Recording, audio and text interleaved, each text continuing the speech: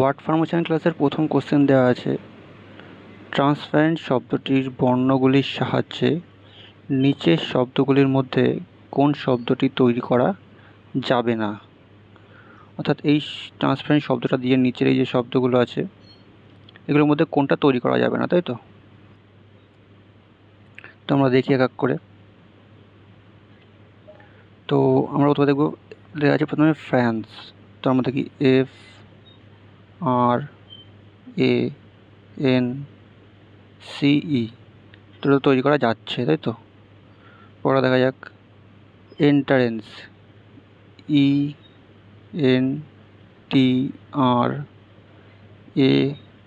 আর একটা এন লাগবে, NCE, তো এটাও তৈরি করা যাচ্ছে, এটাও তৈরি করা যাচ্ছে, তাই তো? তারপরে কি আছে ফ্যাক্টর, FACTO,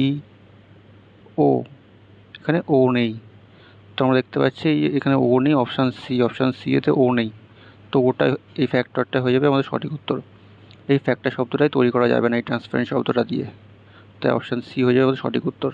আমাদের পরেরটা করে দেখি একবার, TNSC, টেন্স তো হয়ে যাবে, তো সম্ভব। দেখা যাক TENCCE, হ্যাঁ টেন্স হবে, তো আমাদের ফ্যাক্টরটা হয়ে যাবে সঠিক উত্তর।